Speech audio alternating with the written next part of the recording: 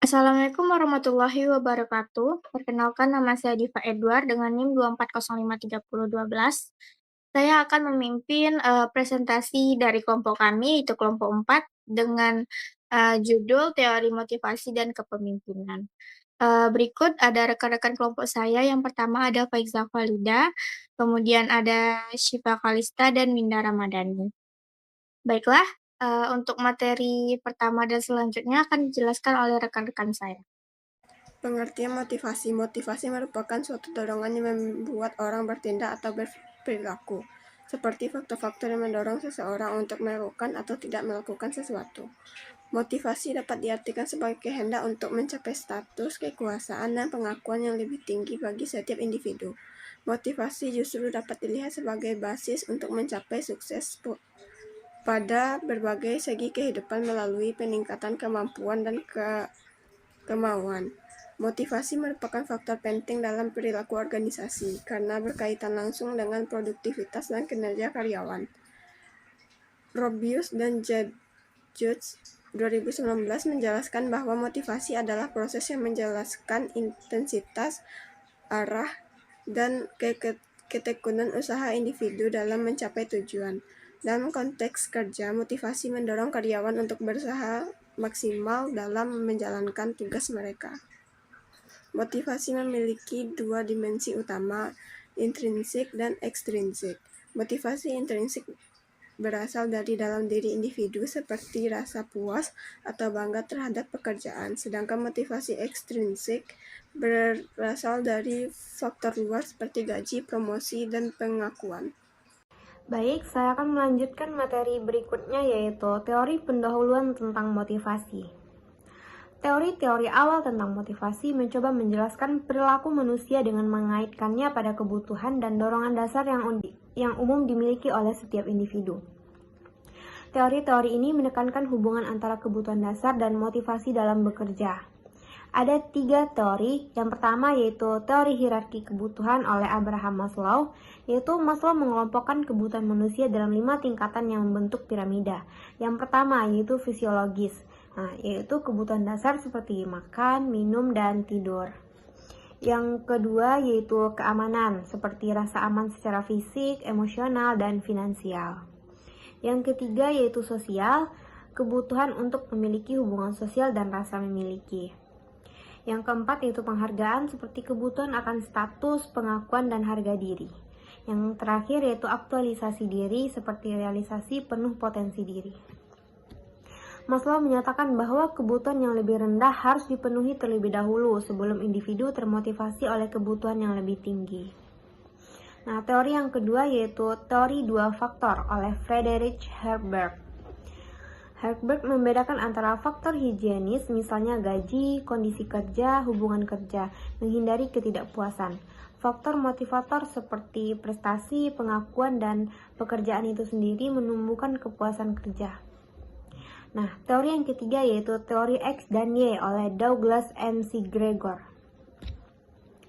Nah, teori X yaitu karyawan secara alami tidak suka bekerja, menghindari tanggung jawab, dan harus dikendalikan secara ketat.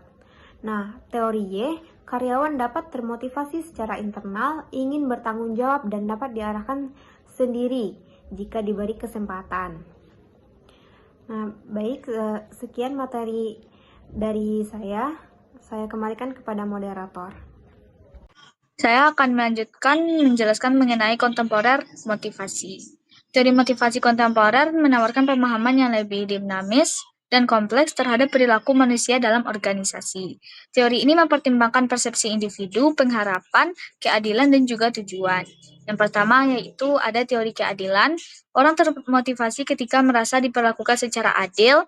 Mereka membandingkan rasio input-output mereka, usaha, jam kerja, keterampilan, versus gaji, dan juga pengakuan dari orang lain. Jika terjadi ketidakseimbangan, mereka cenderung menyesuaikan usaha kerja atau mencari pekerjaan yang lain. Yang kedua yaitu teori harapan oleh Viktor Fromm tahun 1964. Teori ini menyatakan bahwa seseorang akan termotivasi jika ia percaya bahwa adanya usaha akan menghasilkan kinerja, dan juga kinerja yang akan menghasilkan hasil tertentu, dan hasil tersebut bernilai. Yang ketiga yaitu teori penetapan tujuan oleh Edwin Locke dan Gary Latham pada tahun 1990. Tujuan yang jelas dan menantang dapat meningkatkan performa kerja jika disertai dengan komitmen dan umpan balik. Individu akan lebih termotivasi ketika memiliki target spesifik dibandingkan dengan tujuan umum.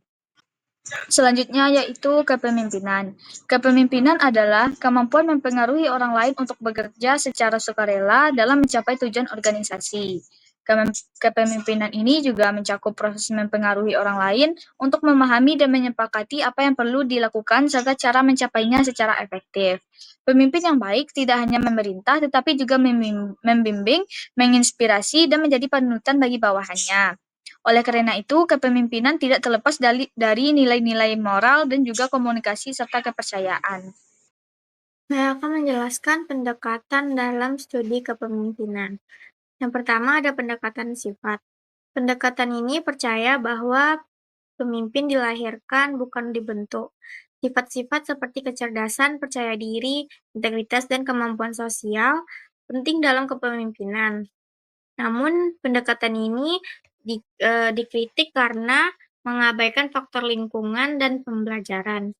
Yang kedua ada pendekatan perilaku atau behavior approach.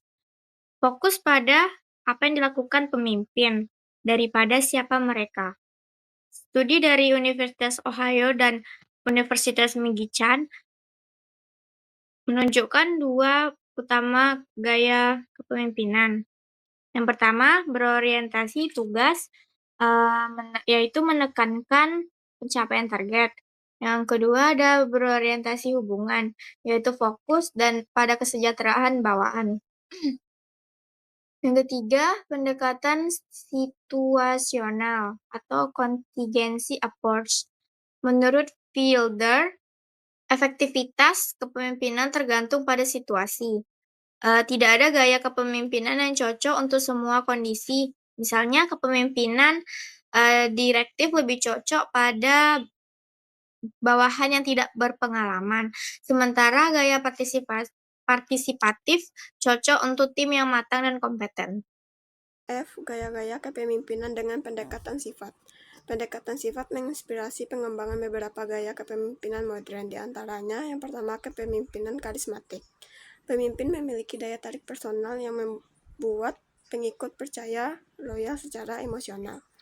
Yang kedua, kepemimpinan transformasional.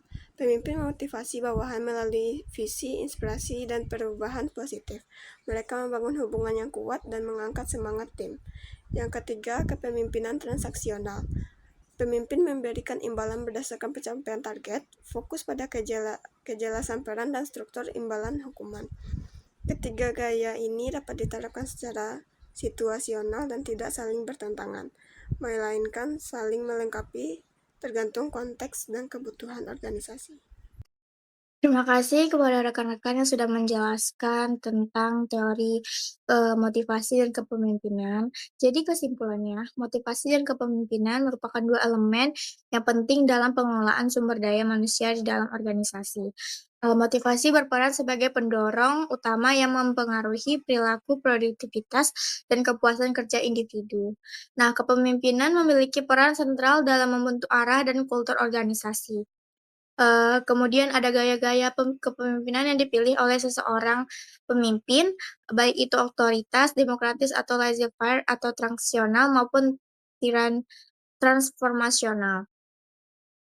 Nah, itu akan sangat berpengaruh terhadap efektivitas tim dan pencapaian tujuan organisasi. Sekian presentasi dari kelompok kami. Apabila terdapat kesalahan dalam penyampaian atau kekurangan dalam penyampaian, kami mohon maaf. Saya akhiri wabillahi taufiq wal hidayah. Wassalamualaikum warahmatullahi wabarakatuh.